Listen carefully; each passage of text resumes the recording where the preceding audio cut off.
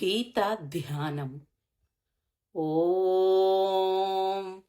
पार्थाय प्रतिबोधितां भगवता नारायणेन स्वयं व्यासेन ग्रथितां पुराणमुनिना मध्ये महाभारतम् अद्वैतामृतवर्षिणीं भगवतीम् अष्टादशाध्यायिनीम् अम्ब त्वामनुसन्दधामि भगवद्गीते भवद्वेषिणीम्।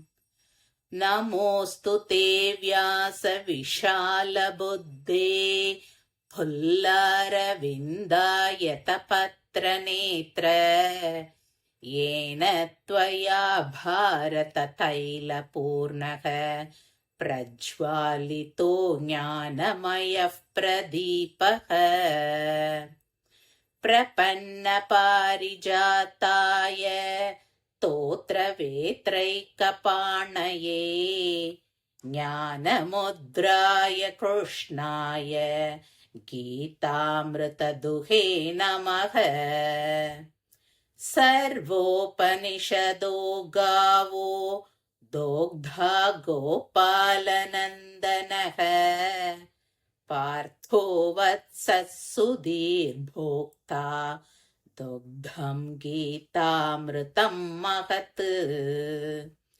वसुदेवसुतं देवं कंसचाणूरमर्दनं देवकी परमानन्दं कृष्णं वन्दे जगद्गुरुम्।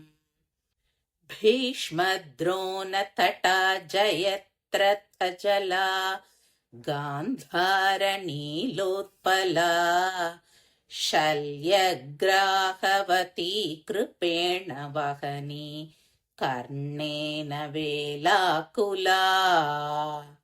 अश्वत्थामविकर्णघोरमकरा दुर्योधनावर्तिनी सोत्तीर्णा खलु पाण्डवैरणनदी कैवर्तकः केशवः।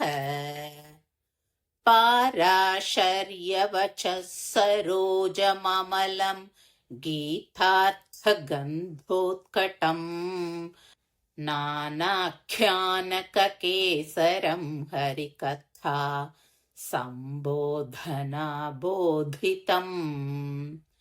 लोके सज्जनषट्पतैरहरहः पेपीयमानं मुदा भूयाद्भारतपङ्कजं कलिमल प्रध्वंसी न श्रेयसे।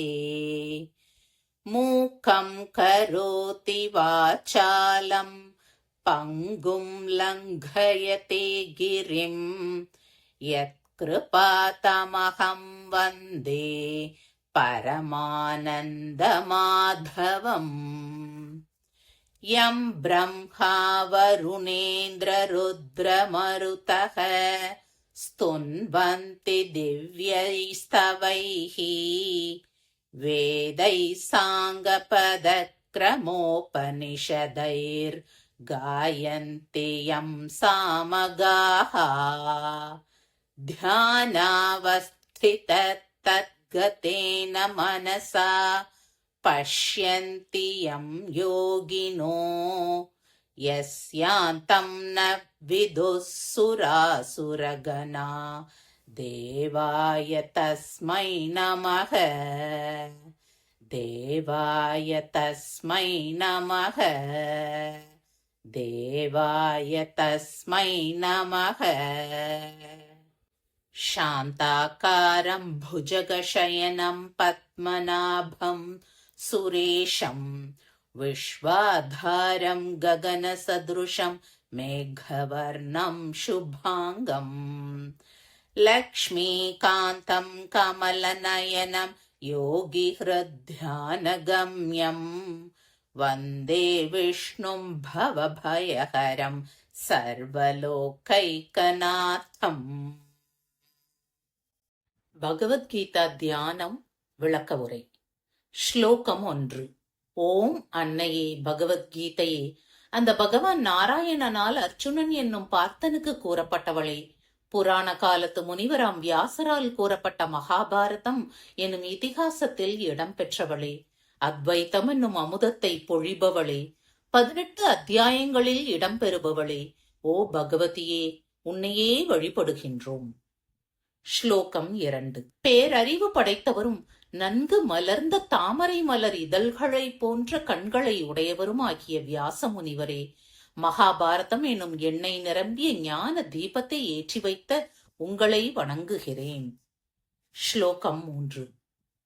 சரணமடைந்தவர்களுக்கு எதனையும் வழங்கிடும் கற்பக மரம் போன்றவனும், பசுவை மேய்ப்பதற்காக ஒரு கையில் பெரம்பை பிடித்திருப்பவனும், கீதை என்னும் தத்துவ அமுதத்தை கற்றவனும், ஞான முத்திரை தாங்கியிருப்பவனும் ஆகிய கண்ணபெருமானை வணங்குகின்றேன். ஸ்லோகம் 4. வேதங்களின் தேர்ந்த பகுதியாக கருதப்படும் உபனிஷதங்கள் யாவும் பசுக்களாம். கண்ணபெருமான் அந்த பசுக்களை கறப்பவனாம். பார்த்தன் அதன் கன்றாவான். பேரறிஞர்கள் அருந்துபவர்கள் ஆவர். கீதை என்னும் அமுதம் ஒப்பு உயர்வற்ற பால் ஆகிறது. ஸ்லோகம் 5. வசுதேவருடைய புத்திரனும், கம்சன் மற்றும் சானூரன் என்னும் அரக்கர்களை கொன்றவனும், தாயாகிய வசுதேவகிக்கு பேரானந்தத்தை தருபவனும், ஜகத்குருவும் தேவனும் ஆகிய கிருஷ்ணனை வணங்குகிறேன். ஸ்லோகம் 6. குருக்ஷேத்திர போர்க்களத்தில் உள்ள ரண நதிக்கு பீஷ்மரும் துரோணரும் கரைகளாவர். ஜெயத்ரன் அந்நதியின் நீராவான். காந்தார மன்னன் நீலோத்பலம் என்னும் புஷ்பமாவான். ஷல்யன் என்பவன் சுறாமீனாவான். கிருபன் என்போன் நதியின் ஓட்டமாவான். அஸ்வத்தாமனும் விகர்ணனும் பயங்கரமான மக்கர மீன்களாவர். துரியோதனன் நதியில் விளங்கும் நீர் சுழலாவான்.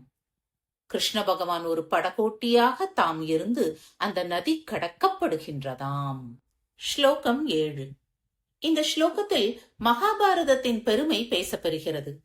பராசரரின் பிள்ளையாகிய வியாசமுனிவரின் வாக்கு என்னும் நீரில் உதித்ததும், பல கதைகளை மகரந்தமாக கொண்டதும், ஹரிக்கதை சொற்பொழிவுகளால் மலர்ந்ததும், உலகத்தில் உள்ள நல்லோர்கள் என்னும் தேன் வண்டுகளால் தினம்தோறும் மகிழ்ச்சியுடன் அருந்த பெறுவதும், கீதையின் காரணமாக நறுமணத்தை உடையதுமான குற்றமற்ற மகாபாரதம் என்னும் தாமரை பூவானது கலியுகத்தில் வாழும்படியான மனிதர்களின் குறைபாடுகளை களைந்து நலம் விளைவிப்பதாகுக. ஸ்லோகம் 8. யாருடைய அருளானது ஊமையை கூட பேச வைக்கிறதோ, முடவனையும் மலையை தாண்டச் செய்கின்றதோ, அந்த பேரானந்த ஸ்வரூபியான மாதவனை நான் வணங்குகிறேன். ஸ்லோகம் 9.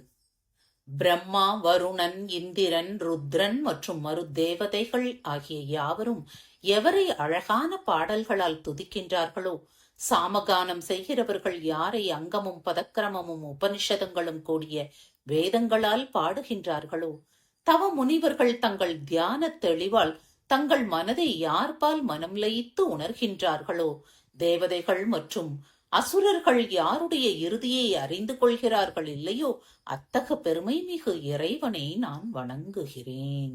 ஸ்ரீமத் பகவத்கீதா தியானம் முற்றிற்று.